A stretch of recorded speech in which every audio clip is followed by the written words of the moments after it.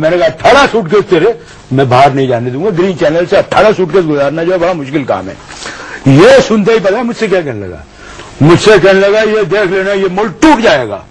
मैंने कहा क्या बकवास कर रहा है? कहने लगे हाँ ये मुल्क टूट जाएगा जहां पर इतनी बड़ी बड़ी सिफारिशें नहीं सुनी जा रही है।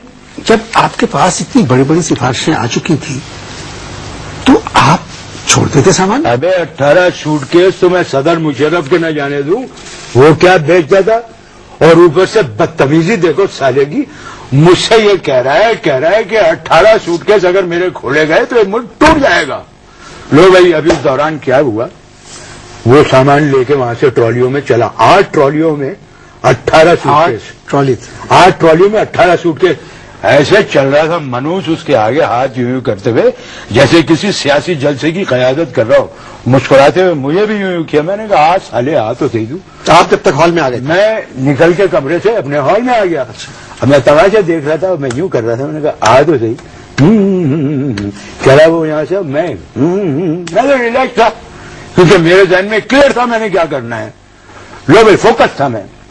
जैसे ही वो ग्रीन चैनल पे पहुंचा, जो सामान ट्रॉली ढकेल रहे थे, मैंने उनसे कहा उधर से जाओ। अबे ये सुनते ही साले की टांगे कांपने लगी, 3 पीस सूट, धूप का चश्मा, मुंह में पाइप, बच्चों की तरह एयरपोर्ट पे रोने लगा। मैंने कहा रोज साले मुझसे कह रहा है कि मेरा सामान खुला तो मुल्क टूट जाएगा। मेरे तो आग लगी हुई थी इस जुमले पे। अब इसी दौरान कस्टम का एक हमारा साथी आया, उसने मेरे कान में कहा, कहने लगे सर डिप्टी कलेक्टर साहब का इस आदमी के लिए फोन आया है कि इसे इज्जत के साथ एयरपोर्ट कस्टम हॉल से बरी कर दिया जाए। बहुत ही मजेदार गुफ्तगू हो रही है और अभी जारी है। आप मजेदार नहीं कहो, बामकसद गुफ्तगू हो रही है।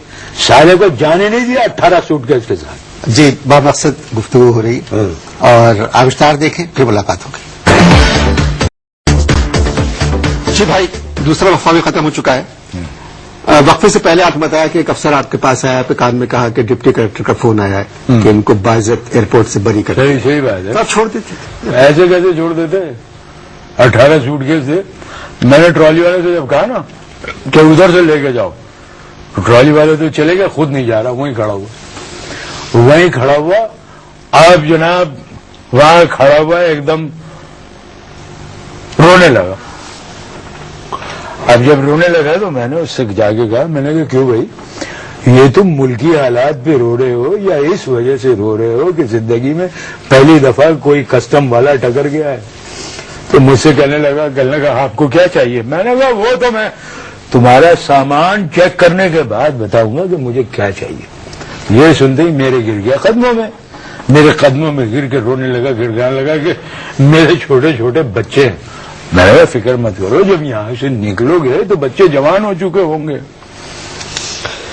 आपको भी इस किस्म की बातें नहीं करना चाहिए थी। जब आपको सामान चेक करना तो खामोशी से कर लेते सामान चेकअप। इतनी बातें करने की क्या जरूरत थी कि सरकारी स्तर पर जेब नहीं देती?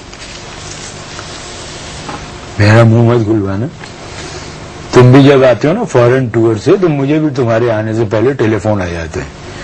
कभी सलाउद्दीन सल्लू भाई का आ जाता है, कभी याया सिद्दीकी मामू का आ जाता है, कभी सलाउद्दीन का आ जाता है कि फला फ्लाइट से अनवर आ रहे हैं। मेरे दोस्त है। अरे चुप करो, रहने दो। और तुम जो है ना एक हैंड कैरी लिए हुए ग्रीन चैनल से गुजरते भी घबराए हुए होते हो, रहने दो। तो हैंड कैरी में क्या ला सकता है आदमी को? चिल्लाना मत, पूरे कौम को पता है कि तुम्हारे हैंड कैरी में क्या हो सकता है। मेरी बात रहने दें आप। अरे चलो मेरी बात रहने दें आप, बिल्कुल भी आप रहने दें मेरी बात। उनके बारे में बताया जिनको आपने पकड़ा था एयरपोर्ट। लो भाई मैं तो साले से गुस्से में था। मैंने एक सूटकेस की तरफ इशारा किया, मैंने कहा सूटकेस खोल, तो अब रोए जा रहा है। मैंने कहा रोने से कोई फायदा नहीं है, सूटकेस खोल। मैंने कहा खोलने से पहले खुद बता दे कि सूटकेस में है क्या। मुझसे कहने लगा इसमें किताबें हैं। मैंने कहा साले अगर इसमें किताबें हैं तो इन पे फ्रेजाइल और हैंडल विथ केयर का स्टिकर क्यों लगाया हुआ है? खोल। अब खोलने की कोशिश कर रहा है, अब ताले का सुराख नहीं मिल रहा साले को। मैंने कांपते हुए हाथ से उसके चाबी ली और मैंने ताला खोला। मैंने कहा अब खोल बक्सा, क्या है इसमें अभी भी बता दे। वक्त करने लगा किताबें, तो मैंने कहा खोल। लो भाई जैसे ही उसने बक्सा खोला, मैंने हाथ डाल के उसमें से اتنی لمبی ایک کتاب نکالی.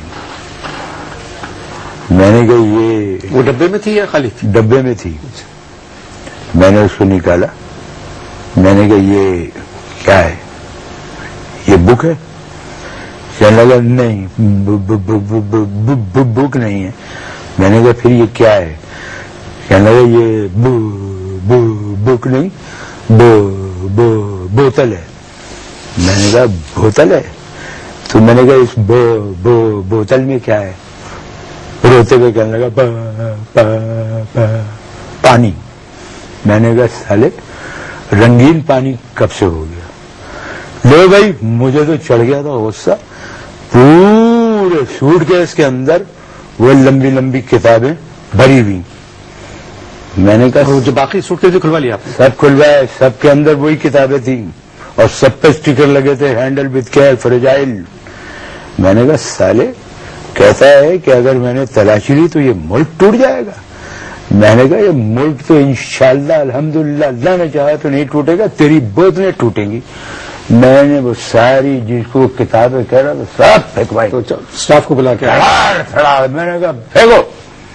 پھینک دیا. اب 4:30 بج گئے صبح کے. جب میں نے 6 بجے ایک چپراسی کو بلایا, میں نے کہا ذرا وہ فارم لے کے آؤ, وہ شیٹ لے کے آؤ, مجھے اس پہ کمنٹس لکھنے. تو مجھ سے کہنے لگا سر 10 منٹ اور انتظار کریں, ابھی کتاب ختم نہیں ہوئی ہے. یہ ہوا.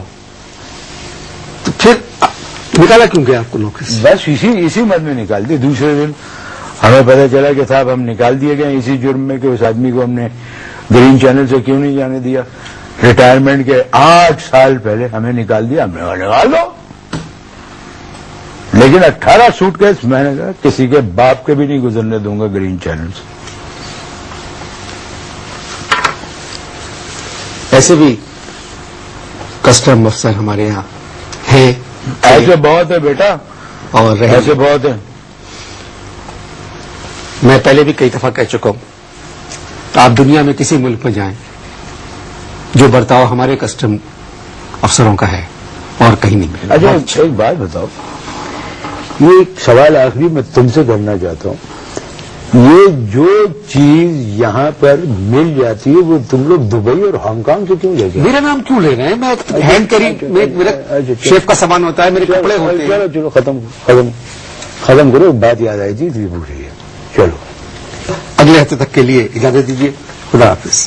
کتاب پڑھو گے جا کے؟ جی کیا کہا آپ نے؟ کچھ نہیں, ایسے ہی پوچھ رہا تھا. کتاب پڑھو گے؟ خدا حافظ.